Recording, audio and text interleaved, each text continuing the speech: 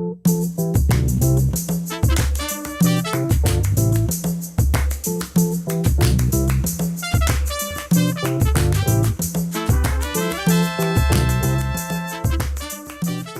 listener-supported KTOO, welcome to Juneau Afternoon, broadcasting live from the homelands of the Occoquan and on demand as a podcast.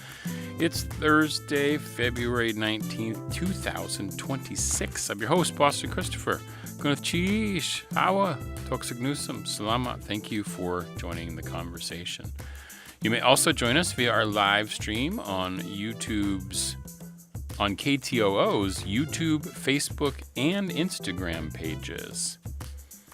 Today, UAS Spring Career Fair and Networking Dinner is happening next Wednesday, February 25th. We chat with Story Oates about the opportunity for the community to meet local and national employers. Tonight, wildlife biologist Tania Lewis is giving a bear talk in partnership with the Public Library's Juneau Reads program, which is focusing on Mary Roach's book, Fuzz. And we begin today with the Juneau Community Foundation. Rachel Disney... Disney. What did I say? That's Disney. The right name. I know, but it was like Disney. I stumbled there. It was funny. Rachel Disney joins me now in the studio to talk scholarships, legacy giving, other grant, everything going on with the foundation. They moved offices, so that's kind of fun. But Gwyneth Cheesh, Ha'iadi, thank you so much for joining us. Happy Thursday. Happy snow day. It kind of slowed me down. Thanks, Boston. It's always a pleasure being here to talk to you. And yeah, the snow is unexpected and fun. Yeah, Gwyneth Cheesh. Yeah, it's kind of like it's given me a little bit of a pause today. So I'm just as unexpected. Yeah. So we thought we were maybe done with it. I was feeling like, oh, maybe spring's around the corner. Nope. Like not done with winter yet. The sun was shining the other day. And then somebody yesterday was like, oh, it's going to snow tomorrow, like 4 inches. So I was like, what? Yeah, kind of bad. Yeah. But spring is an interesting time because we start thinking about next year. That's all of right. these high school seniors That's are going to right. be getting ready to graduate, and there's all these like really cool scholarships that may not even be entering their minds in terms of possibilities. Yeah, what's really fun, the Juneau Community Foundation scholarships just opened, and I know a lot of scholarships have already closed because a lot of the students do the scholarship run in the fall, but we have scholarships opening now, quite a few, so there's still some available, and can't wait to see all of these applications come in. So let's talk a little bit about some of these specific scholarships that are available. Yeah. I know that you have on your website, you have a whole list of them. And of course, you can go to junocf.org and go to the Grants and Scholarships tab, and it shows you everything that's current, available, all that kind of stuff. But let's highlight a few of these so people, parents listening or students who might be listening could say, hey, that's a good one for my kiddo to apply for. And I have my handy dandy list here. Yeah. So the first one is the Simon and Anna Kirk Memorial Scholarship. Mm-hmm. This one will go out to one boy and one girl, so we'll give out two of them, between about $1,000 and $2,000. Nice. And it's open to graduating seniors, and it's also open to anybody who received their GED within either this year in 26 or last year in 25 too. Oh, that's great. Yeah. So it's not just age limited. Correct. Yeah. That's cool. Some of these, some of them are, some of them aren't. This one it would not be. Right. Well, yeah. Yeah, that's cool. Yeah. And then the Margaret Franz Brady, this one is fun because this is actually all ages. Mm-hmm. It's an art scholarship, and it's open to northern southeast, like Haines, Skagway, and Juneau. Oh, cool. And we give out multiple scholarships between like $500 and $1,500. And it's art focused. So you will have work samples to submit, but like I know a lot of people who go to like the Sitka Fine Arts Camp will submit to get a scholarship to pay for some of the tuition for the Sitka Fine Arts Camp. Oh, so it doesn't have to just be for college. It could right. be for so like other any things. art program, I see. Okay. camps, workshops, something like that. Or vocational schools, things like that have to do with the arts. Yeah. Let's go back to the Simon and Anna Kirk one. Is there something specific about that people? What's the requirement there? So what I will say, well, the requirement is basically all of our scholarships will require you to fill out the application, Okay. which is, your name, your school. For the ones who are graduating high school, you will have to submit your transcript, but there's no GPA requirement.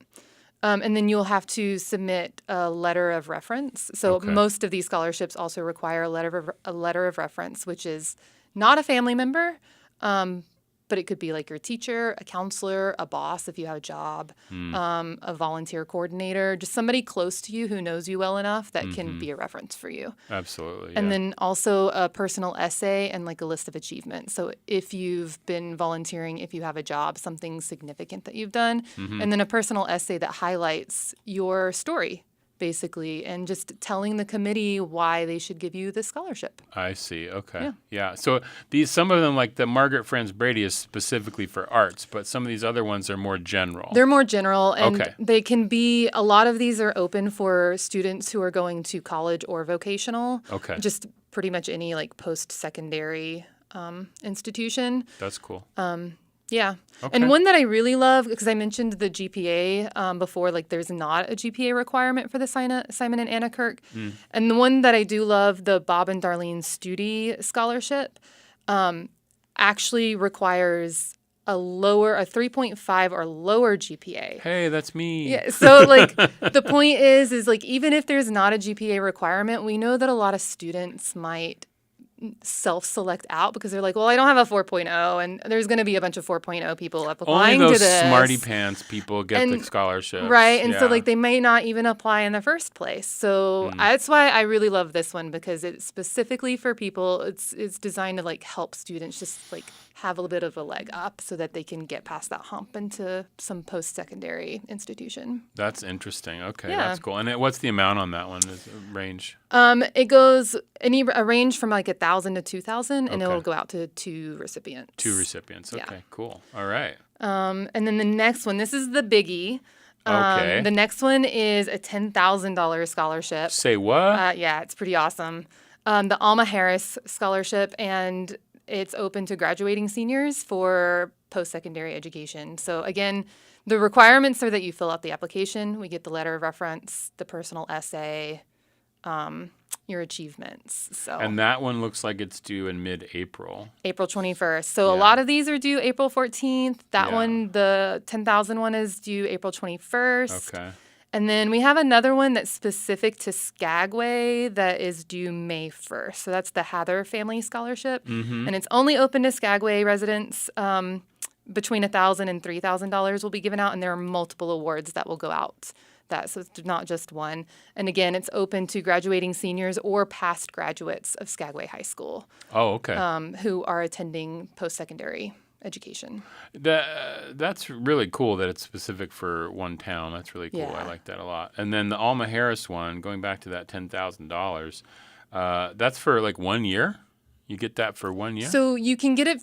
You can spread it out between your semesters if you want. Okay, So, okay. like I know we had one recipient who basically split it between 2 years each semester, so it was like 4 installments. I see. Right, Yeah. right. So we that's a can big do it help. that way. That's Yeah. a big help. Like It is a 10 huge help. Yeah. I mean, having put my daughter through college, I know that the costs aren't getting any cheaper. No, they are not. Especially if you're, heading down south somewhere, and Yeah. it's pretty get pretty pricey. And like a lot of scholarships, they can go towards tuition or books, or and we send them directly to the school. I should say that too.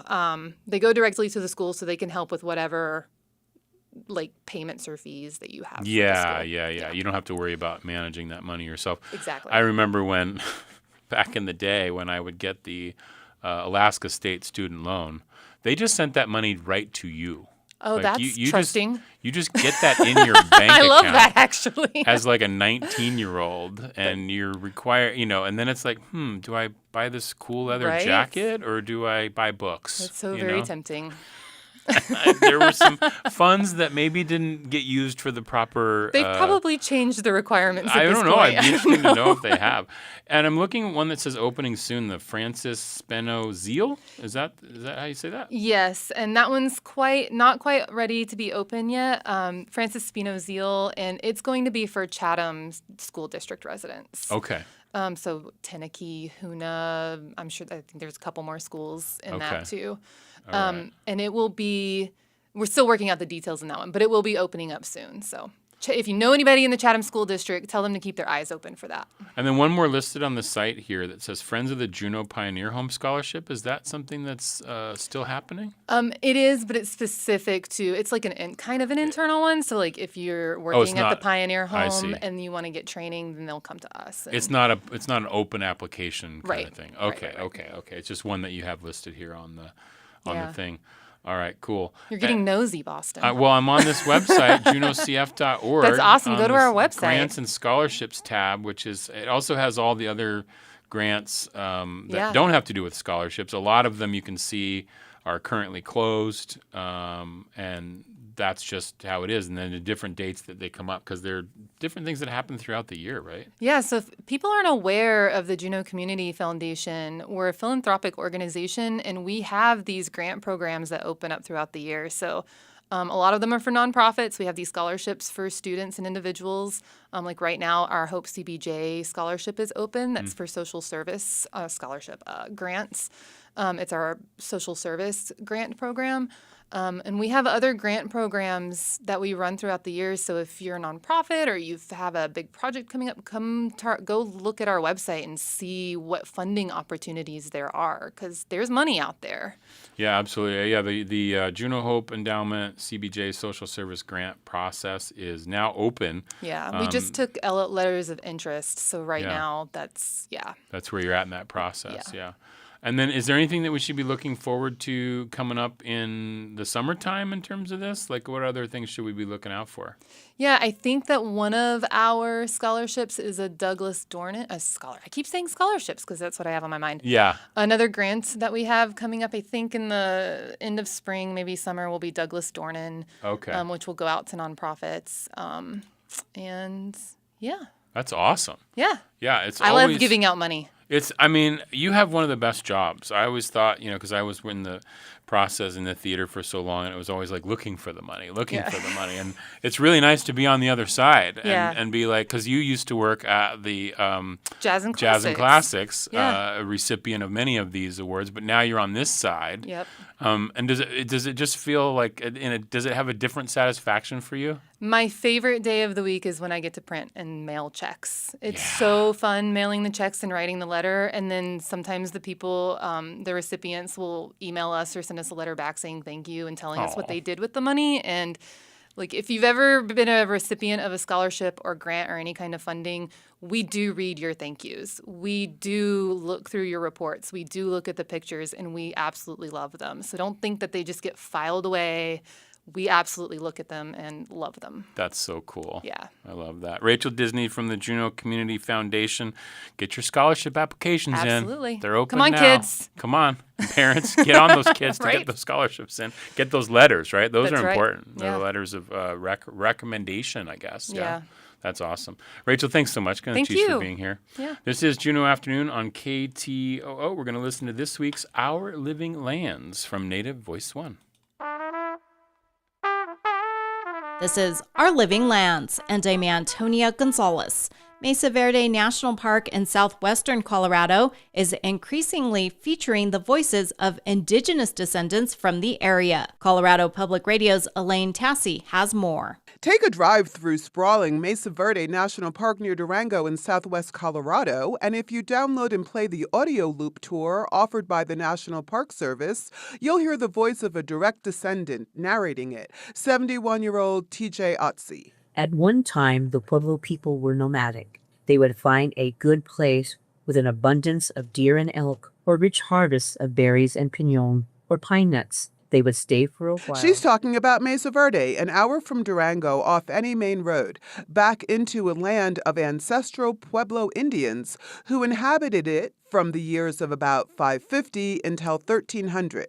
Centuries later, hundreds of architectural structures remain: pit houses, towers, kivas, and cliff dwellings, some only accessible by a 30-foot ladder. 500,000 people from around the world visit this place every year. TJ's tour offers details only a descendant can. My name is Thelma Jean Atsey, TJ for short. I am Laguna Pueblo, a direct descendant of the people who used to live here. This is still a living place. We still make pilgrimages back to Mesa Verde to visit the ancestors and gather strength and resilience from them. There? Exactly. Oh, here. Besides narrating the tour, TJ also works in the gift shop. She says efforts to put voices of descendants in places where guests can hear them makes her proud. That people are listening to it, that I've been able to contribute to something like this that is touching all people from all over the world. And they're hearing me, they see me, they hear my voice. Is that her? They see my name tag. Hey, that's TJ, kind of thing. She created the new audio script around 2017. It started out as a 3-4 hour interview with 2 former rangers here, and then little by little it kind of evolved into the Mesa Loop audio after revisions and editing. And another example of how Mesa Verde is including voices of descendants is in the 17-minute film that plays every half hour in a small auditorium in the Visitors Center. Homes were painted with images of the natural world. Some Pueblo people interpret these triangles as mountains. In places, you can see fingerprints pressed into mortar and handprints on walls. Signs of those who built and lived in these homes. We've all engaged with the space, and so a lot of our spirits remain. Its director, Jennifer Boyd, who is not native, says they started making the film around the pandemic with $100,000 after winning a contract to produce it. The film started playing in 2023. She says a lot of the crew has ties to Mesa Verde. Yes, we had a producer/advisor, our narrator, our composer. We had a working group of about 7 people, and then we worked with the Parks tribal members. She says descendant native groups had final script approval. In the past, the narrative of Mesa Verde focused more on the white archaeologists who studied it than on the people who had built it and actually lived there. For example, National Geographic put together a short film in the 60s calling them Klansmen, making reference to Christopher Columbus, and showing images of white archaeologists. When their work is finished, the site will serve as an alternate attraction for the swelling tide of thousands who visit Mesa Verde National Park each year. By then, modern man should know more about the Anasazi than those citizens of the cliffs knew about themselves. The museum refresh has been in the planning stages since 2019. It will also feature input from native voices. Ranger Dalton Dorrell, a park spokesperson, says it hasn't been completely updated since the 1920s. And so in this redesign, we want the multiple perspectives, especially bringing in those indigenous communities are key. Outdoor tours resume next spring, but the film can be seen all year long. At Mesa Verde, I'm Elaine Tassi, CPR News. Tune in next week for more stories about how climate change affects tribal communities. I'm Antonia Gonzalez for Our Living Lands, a collaboration of Koahnic Broadcast Corporation, Native Public Media, and the Mountain West News Bureau. Native Voice One, the Native American Radio Network. Support for Juneau Afternoon comes from Heritage Coffee Roasting Company, providing Juneau with locally roasted coffee for over 40 years, with cafes and drive-through locations throughout Juneau. More at heritagecoffee.com. Sounds wild. Hi, I'm Riley Woodford for the Alaska Department of Fish and Game. On a warm summer night, a bear and her cub are running down the street in an Anchorage neighborhood. They've been causing a bit of trouble in past weeks, sneaking into yards and investigating trash cans and chicken coops. But they've just had a bad experience. They were drawn into a yard by the scent of chickens, but when the mother bear approached the chicken coop, she was zapped by an electric fence. The shock was a rude surprise, and she bolted with her startled cub at her heels. Bears hate getting shocked, and she and her cub are unlikely to return. In 2025, an increasing number of Anchorage, Eagle River, and Girdwood residents were raising poultry at home. However, people aren't the only ones with an interest in these backyard dwellers. Fish and Game received many reports of brown bears accessing or attempting to access chickens and other suburban livestock. Of the options available to help protect livestock, electric fences are one of the best. An electric fence can keep bears out of gardens or compost and away from buildings. chicken coops, and other animal enclosures. Be sure that weeds and vegetation don't grow up and touch the fence. A fence tester is an easy way to check to be sure a fence is working properly. The Fish and Game website offers videos, advice, and tips on how to use an electric fence. For Sounds Wild, I'm Riley Woodford. Support for Juneau Afternoon comes from Emil Mackey at Country Financial, offering insurance for home, auto, and business, and life insurance to protect your family in case of death. Located in the Juneau Nugget Mall. More information can be found online or by calling 907-500-7017.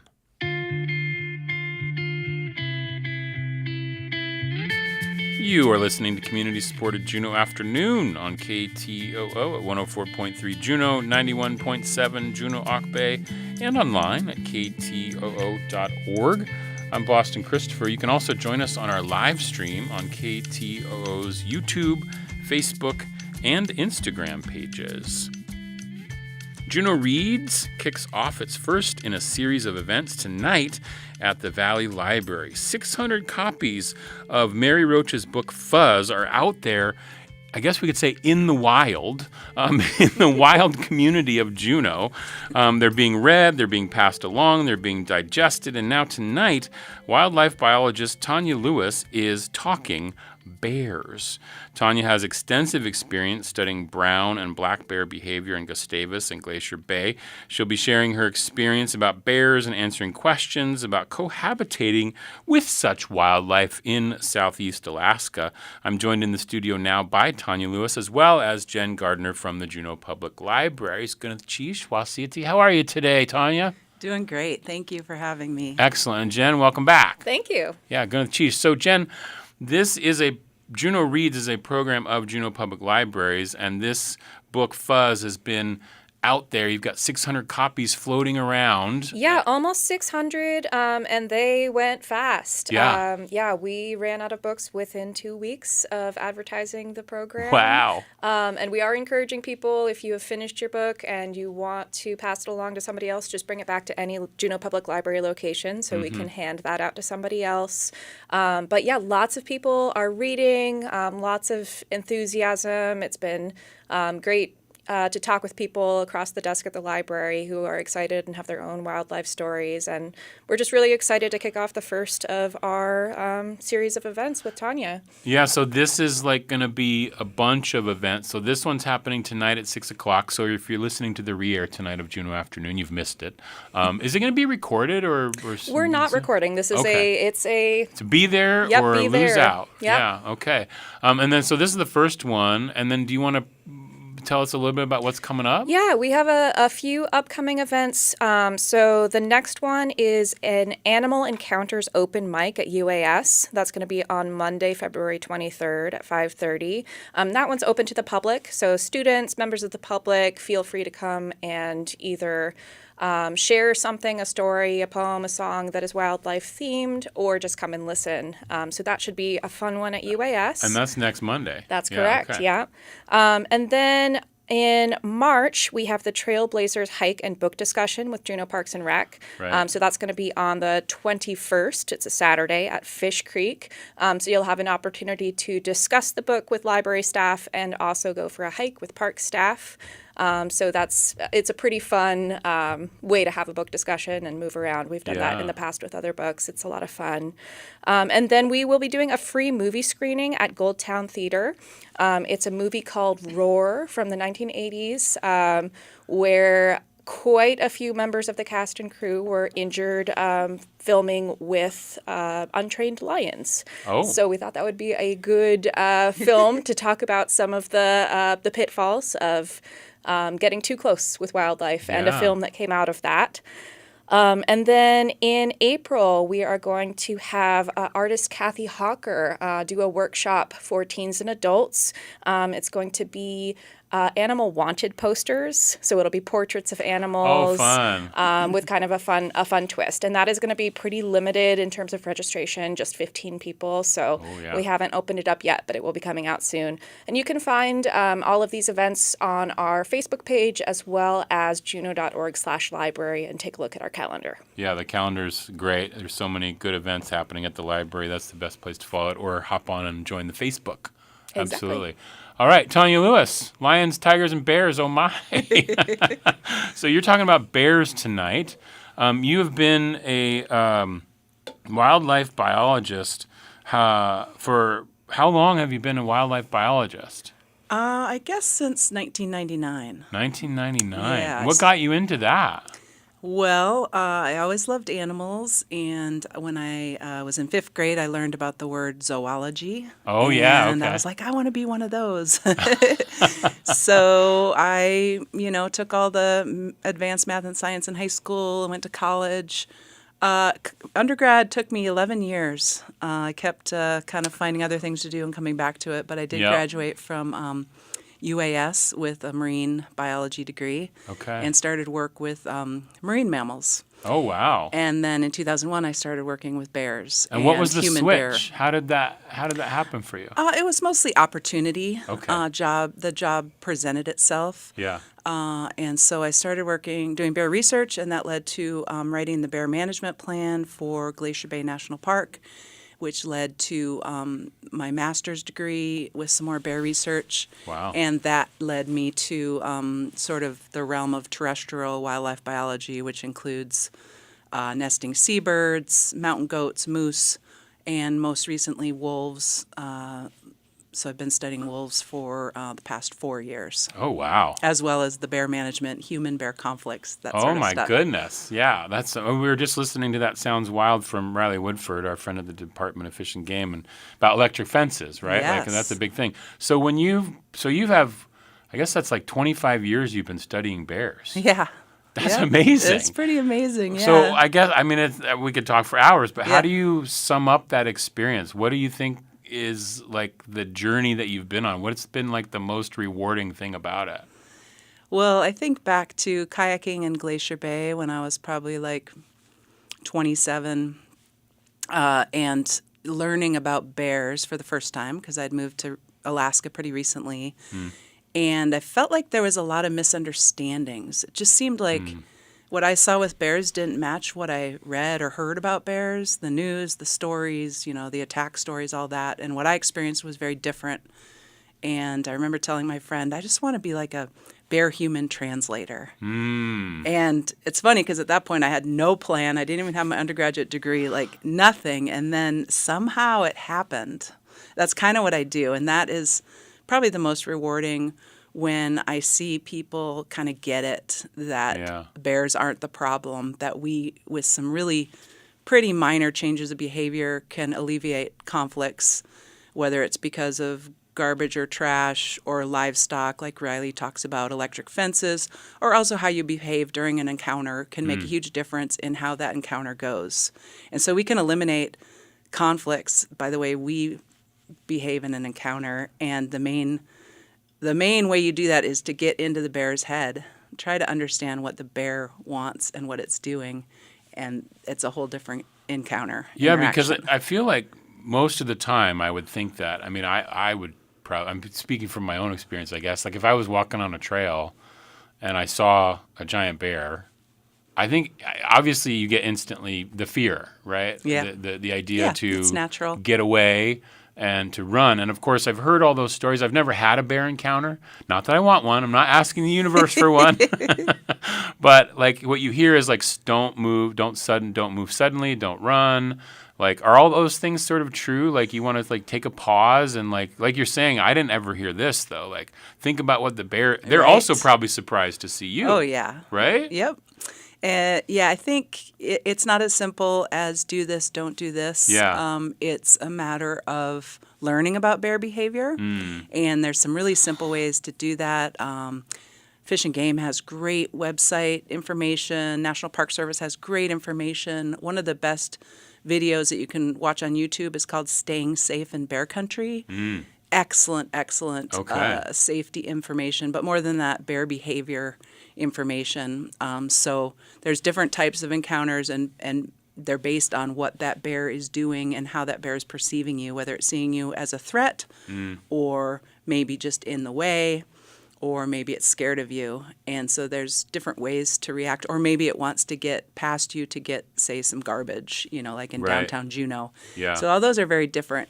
But once you understand those basics, it's pretty straightforward of a couple different things you do to respond to those. And I guess the main one being if a bear displays very aggressive behavior, huffing, charging you, that sort of thing, it is seeing you as a threat. So it's scared of you, which is hard for people to really get. But in that case, you want to talk very nicely to it and back away slowly and basically show the bear that you're not a threat. Mm-hmm. Now, contrast to a bear coming in your yard, coming to your house, putting its paws on your doorway, which I think happens in Juneau, on your glass window. That bear, it wants something, and that's the type of bear that you can yell at and haze off and try to get it to go. When I used to live in North Douglas, it was like banging pans to get them to go away and yelling at them and that kind of thing, because they're searching for something at that point, right? Exactly. So when you're on a walk, I want to go back to that walk thing real quick. I had a friend I used to take walks with, and she always had a bell like that would just be making noise. Is that a good thing to be doing when you're out there in the trails? I find those very annoying, actually. I once watched a girl walk by with a bell, her bear bell's going, and she was reading a book. So she's absolutely not paying any attention around her, but she's trusting in these bells to scare off anything scary, which is ridiculous because, number one, you want to be paying attention. You want to be watching around, looking around. You want to avoid surprising bears. Mm-hmm. And number two, it is just distracting from the environment, from the natural sounds, the birds, and all that. So I don't recommend bear bells if you are going through areas where you can't see well.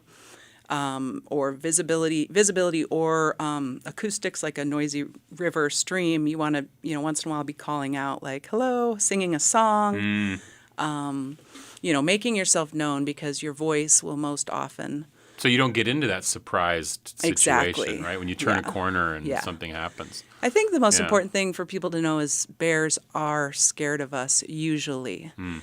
The number of bears that run that you don't see is probably staggering. Really? And people who do observations of people and bears say that, there's a bear in the grass 20 feet behind the group of people. They never see it. The bear goes the other way. Happens all the time. Interesting. And then there's all the encounters that are benign that bears and people acknowledge each other and then, move on. And then there's a few of these sort of more scary encounters or even attacks that get all the news. Right, because that's what is, sensational news that happens. Now, recently I had on the show the Clinton Haida's culture ambassadors who work out at the glacier, and they're there to sort of, talk about indigenous, the world of the, indigenous peoples here on the land, but they were also talking about they're going to hire a safety ambassador this year who's going to be sort of looking around for the different things, because out there at Mendenhall, obviously there's the creeks and there's the water and there's the bears and the fish, right? And I'm just curious, if you have visitors coming to town and you want to take them out to Mendenhall, those who've lived here a long time probably know what to do. But is there any tips you would have for when you're going into, a known bear area? Yeah. The basics, paying attention. You're always safer in groups. Groups of 3 or 4, staying together is very helpful. Dogs can be a big problem. I know a lot of people are happy when their dogs chase off bears, but I think especially in a situation like at the Mendenhall where the bears are in their natural environment, I think it's not really fair to the bears. And I also think that, I know that there are instances where dogs chase bears and the bear turns around and chase dogs and sometimes hurt the dogs, but sometimes the dogs lead the bears right back to the people. So it can just be, it's a wild card in your encounter with a bear to have a dog. Stay in groups. Shout out once in a while. No bear bells. I like that idea. Pay attention. Pay attention. Right? I think that's a big one. Pay attention to what's going on around you. And if you're in that environment, you're there for a reason, right? Which is to enjoy that outdoors. So this talk tonight, Bears in Alaska. And are you relating it to Mary Roach's book, Fuzz? And tell me a little bit about what we're going to hear tonight. Yeah, I give a lot of bear safety trainings all year. This one, I took a little different approach because to me, Mary Roach's book is about coexistence. And so that's sort of the name of my talk tonight. And bears are the example with some specific examples specific to Juneau and black bears and some of the problems here. But human-wildlife interactions are, span multiple species. And so I'll talk a little bit about some of the main ones here in Alaska, which include bats and wolves and moose and deer. I'm sure here and on Douglas, people have problems with conflicts with deer. And similar to Mary Roach's book, it's sort of this idea that can we coexist as human populations increase and wildlife populations decrease? How can we coexist to better serve both or all species? How can we get along with these animals as we continue to encroach on wild spaces on Earth? Interesting. That sounds really fun. That's tonight at 6 o'clock at the Valley Library. Correct. And it's free. Free. As Always. most everything in the Juneau Library system is, which is great. And what is your hope for your future work, Tania? What would you like to see? You're talking about this coexistence and as we're encroaching on land and everything. Let's say 10 years down the line, what do you hope for wildlife? That's a great question. I like that. I think this idea of coexistence and teaching people how to make subtle changes in their behavior that can affect wildlife, whether it's encounters or attractants or excluding animals from your house in a non-lethal way. I think that's where we need to go, and I hope that I can help with that teaching, that translation, I guess, between people and wildlife of how to get along so that fewer animals get killed.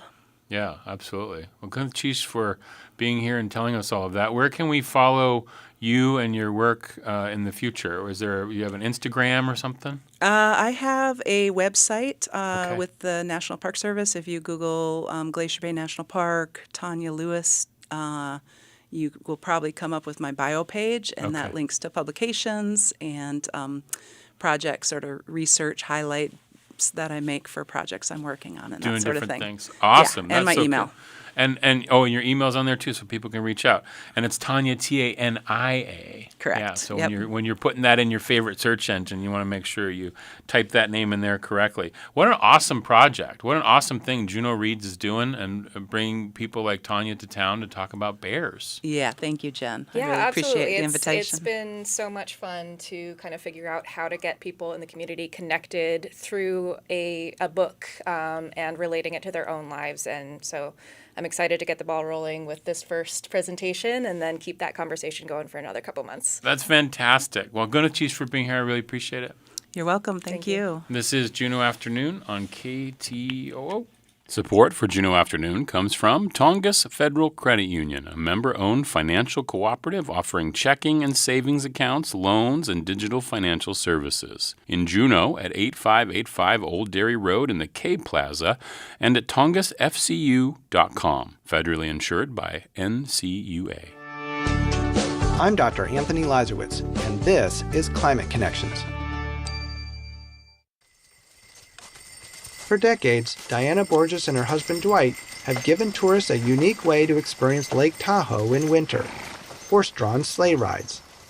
I like to tell people that Lake Tahoe is probably one of the most beautiful places this side of heaven.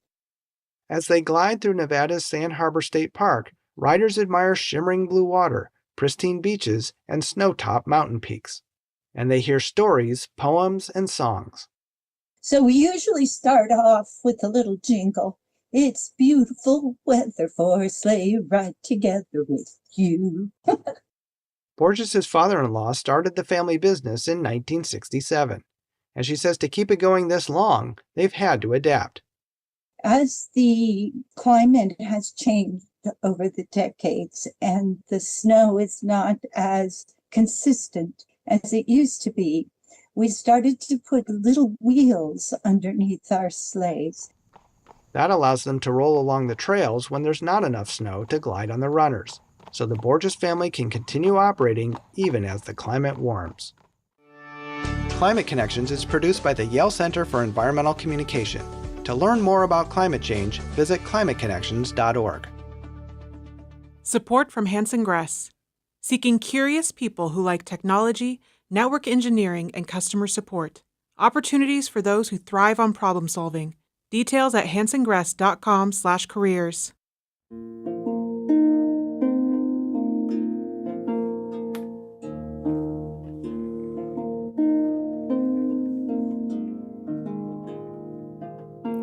Put your roots down, put your feet on the ground. You can hear what she says if you listen. Put your roots down, put your feet on the ground. You can hear what she says. Put your roots down, put your feet on the ground. You can hear what she says if you listen. Put your roots down, put your feet on the ground. You can hear what she says. Are you listening? Are you listening? Put your roots down, put your feet on the ground. You can hear what she says if you listen. Put your roots down, put your feet on the ground. You can hear what she says if you listen. Put your roots down, put your feet on the ground. You can hear what she says. That's Luna and Ursus from a few years ago here when they were here for the Folk Fest. Put Your Roots Down. Fantastic song they played live here on the red carpet stage in Studio 2K at KTOO during Juneau Afternoon, which is what you're listening to right now. I'm Boston Christopher. And next Wednesday, the UAS Career Services is hosting 2 events where you can put your roots down. It's Tuesday, February 25th. It's the Spring Career Fair and a networking dinner. So it's not just a daytime event, it's a day and evening event, and you can spend the whole day out there figuring out what you want to do with your life, figuring out what you want to do next with your life, or just do some investigation into what the possibilities are out there in the world. And joining me now in the studio to talk more about these events is Story Oates from the UAS Career Services. Sheesh, how are you? Wasiati? I'm great. Thank you so much for having me on. I'm so excited to talk about the career fair and the networking dinner. Yeah, absolutely. First, though, I have to ask you, your name is awesome. So can you tell me about your name, Story Oates? Thank you. That name, my dad gave me that name, Story. He is a very creative individual. My whole family thought he was a little bit crazy. And so my mom got to choose my middle name just in case I didn't like Story. I never not liked my name. Let me guess. Is your middle name like Anne or something simple like that? Christine. Okay. Yeah. That's nice. And did he ever tell you where he got the name from? He's a retired dentist, and he had a patient with the name spelled a little differently, but it's kind of funny because I ended up marrying. My husband is a storyteller. I, through my previous work, have done a lot of storytelling and through education and outreach, and it just somehow, I don't know if I lived up to the name or it manifested somehow. Exactly, yeah. And it's spelled S-T-O-R-I. Correct. Yeah, so it's Story Oates, it's just a fantastic name. I was like, you. that's a great name. So how did you get into career services? That's a fantastic question. It's kind of funny. I never saw myself in career services or doing career counseling.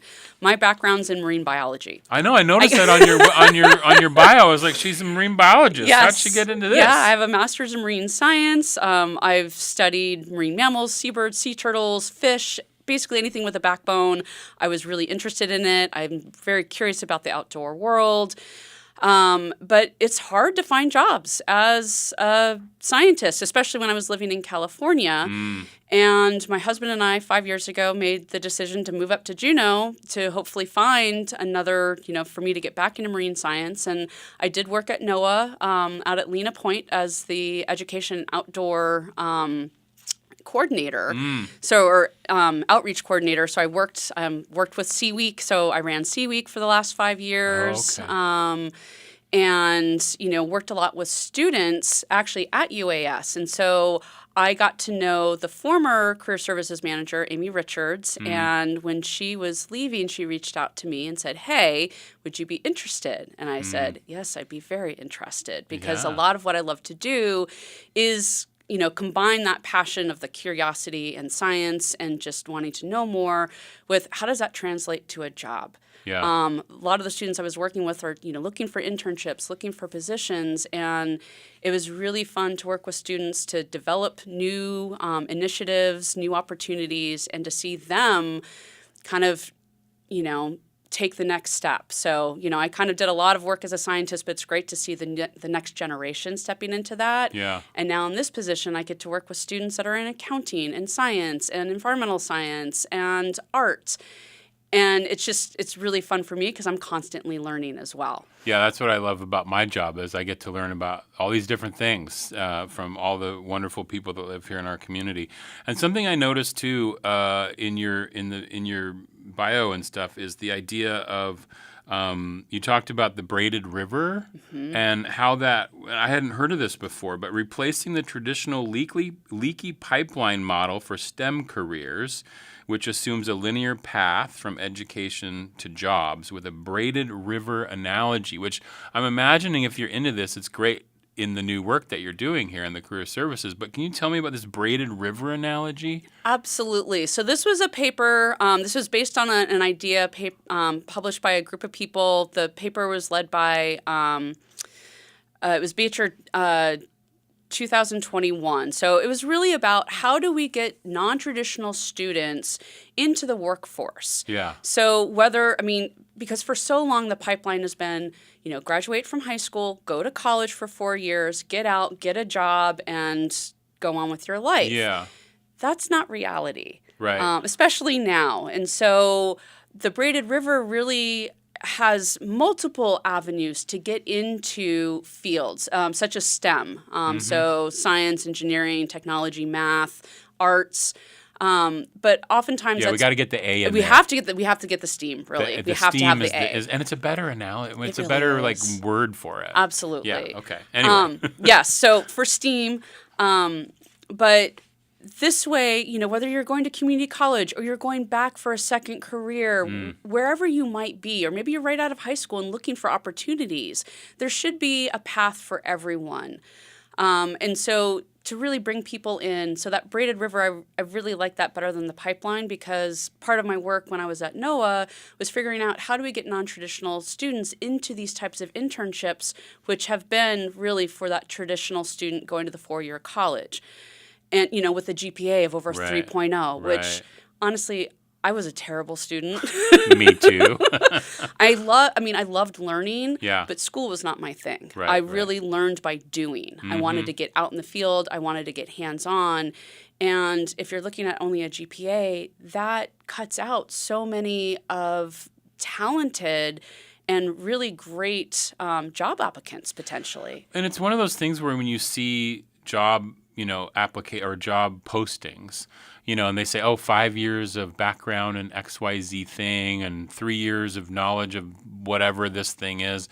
And I remember learning years ago the idea of transferable skills and how to talk about that when you're maybe trying to do a career switch. Let's say you're trying to get into something else. And what can you take from the work you've been doing that is a skill that would be eligible to be used in this new job, and try to then talk about it that way in your application letter so that they don't just instantly, write you off, because I think a lot of people get turned off by when they see a job application and they say, you need 5 years experience in whatever that field is. And you're like, how do I get experience if I can't get a job? The old catch-22, right? Yeah, no, absolutely. That's a great point. And that's something that I actually just came here from the tech center, so I was meeting with a group, with a class, talking about resumes and talking about those transferable skills and how do you incorporate those into your resume or cover letter so an employer can see that For example, so if you're a student and you're looking for maybe field biology, but you've never had the opportunity to actually do it. Well, how do you get across that you're hardworking, that you're willing, you're adaptable, you're flexible, you're willing to do what it takes to be out in the field if you don't actually have the job, right? Right. And that's where I will work with students to think about, what volunteer experience have you done? What have you done in your classes that might help you? What other jobs that you have that would demonstrate those transferable skills? Right. So the example I love to use is if I was looking at 2 resumes for a field biologist, and they could list all their experience, but one had a barista or had worked as a babysitter. I would see that, and as an employer, I would probably go for the person who had a barista, like that experience as a barista or a babysitter, because one, if you're a barista, you've worked in a fast-paced environment. You've had to multitask. You've had to work with customers, so customer service, maybe working with customers that may not be happy, so you've had to do conflict resolution. All of those things, they're not, have nothing to do with biology, but that means everything in the field when maybe you're with 2 or 3 people and you're in a kind of a high pressure environment. And so making sure that you're somehow getting those skills into your resume, even if you don't think they apply, those transferable skills are key. Yeah, the skills and the talents, that's what's so fascinating. So this spring career fair next week, I had the flyer up here on the stream. It's from 11 to 2 p.m. next Wednesday, February 25th. It's out at the Egan Library, and it is packed with people. You've said that you have so many employers that are going to be there. We are sold out. We have employers on the wait list. Unfortunately, we couldn't have everyone because of the space, but we have 52 outside employers from Juneau and across Alaska. There's a couple from the lower 48. And we also have 4 tables that are UAS focused. So we have, if you're looking for an on-campus job at UAS, we have a couple of tables with information. And then we also have our Ketchikan folks, our advisors coming up, and they're joining, as well as our behavioral health, health sciences, and medical assisting program to just be able to get there and give out information. And I want to be clear on this. It's not just for students. Correct. It is not just for students. So this is for students, alumni, community members. It's open to everyone. Open to the public. Yeah, it's open to the public. We will have snacks. Spike will be there for the first hour to welcome everyone. It's going to be really fun. Yeah, that sounds really fun. What kind of range of employers do you have? We have mining companies. We have biology, environmental science. We have education. We have city, state, federal employers. So. Yeah. There is something for everyone, whether you're an accounting major or you haven't declared a major yet, or maybe you're doing an occupational endorsement. There is something for everyone at the career fair. And you can go to career.uas.alaska.edu /career-fair. But just put in the UAS Spring Career Fair into your favorite search engine, and the link will pop up, because sometimes links can get a little long. Yes. I'm sure it's also on the UAS Facebook page and things on like that. Facebook, on Instagram, and that actually brings up a great point because we have a lot of students and community members that may not be able to join us in person. We have a lot of online students. We have our campuses in Sitka and Ketchikan. And so we're going to be doing an Instagram Live takeover. Oh. So we will have our Alaska Fellow, Elaine Liu, walking around the career fair, taking questions from audience members who are joining on Instagram Live. And so she can walk up to an employer and ask the question in real time. Oh, I love that. Yeah. So if you follow us at UA Southeast, that's our handle. So you can join starting at 11 o'clock. We'll go to 2 o'clock, and Elaine will just be walking around chatting with employers, and you can ask questions. I love that. And then this networking dinner, is this a new addition? Sort of. So we've done networking dinners. This is really an initiative that was started with our Alumni Association. So we have partnered with them. We've done 2 networking dinners one was in 2024. We had another one in the fall of 2025, so in September. This one we wanted to add on because we have so many employers that we thought, let's do an event the night of because employees are already in town. Right. The students and everyone, we've been promoting the career fair. Let's make another opportunity and focus on the tourism industry and seasonal part-time jobs. And right now we have, unfortunately, we have 11 employers, and I had to cut off registration because we're limited with our space. So this is going to be in the Glacier View room. So we have, we have to limit how many we can get, about 55 people in there. So I see. And as a person who may be wanting to go to that, are those tickets still available, or is it free, yes. or how does that work? It's free. So if you're interested in attending, you can go onto our website, so career.uas.alaska.edu, and click on the banner. There's a big career fair banner, and there's a little star there that talks about the networking dinner. If you click on that, there is a button that you can then register as an attendee, and it's free. There will be food, beverages, and plenty of people to talk to and network with. Is the fact that you have sold out all the booths and you have maxed out your employers for the networking dinner, obviously students and community members can go and meet all these folks. Isn't sold out. But is that a sign that employers are hungry for people? Absolutely. Yes. Yeah. All the employers that are attending are there because they want to hire. And so I'm recommending to students to bring a resume. Bring something that you can hand an employer, a business card, a resume, something, because there's a possibility you could get hired on the spot. Wow. Yeah. That's pretty amazing. I think that's good for the job market, I guess. Yeah. It is. And that's the thing, because not everybody, and this goes back to where we started, and then we'll have to end for the day, but the idea that you have the skills that may not fit that particular, job market, but they may not have the people they need who have the degree in engineering, let's say, and so they need somebody else who has those transferable skills, and that could be you. Right, exactly. And a lot of employers will train on the job. Yeah. Right? So if you can just show up and be enthusiastic and be willing to learn, they're willing to train you. That's fantastic. Story Oates, thank you so much, Thank for being here.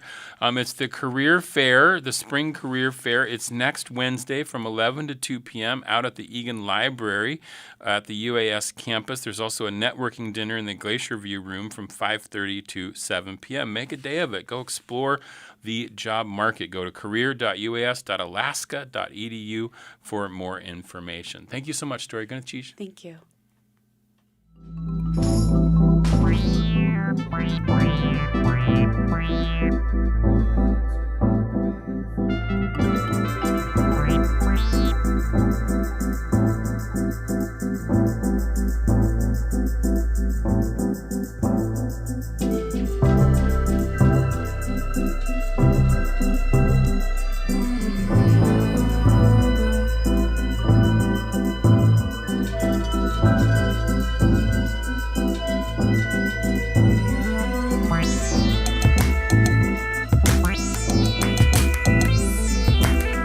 That will do it for today's Juneau Afternoon. On tomorrow's show, we preview the new theatrical production, Pueblo Revolt, opening next week at Perseverance Theater.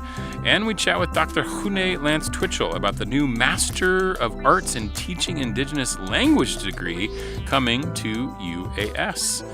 Juneau Afternoon airs Wednesday through Friday at 3 p.m. right here on KTOO and KAUK. You can find the show online at kto.org/Juneau Afternoon. You can find live stream archives on KTOO's YouTube page. Our theme music is by Indian Agent. Programming support for Juneau Afternoon comes from listeners and viewers like you and Country Financial, Hanson Grass, Heritage Coffee Roasting Company, and Tongass Federal Credit Union. I'm Boston Christopher, producer and host of the program with help today from Aaron Tripp. Good cheese.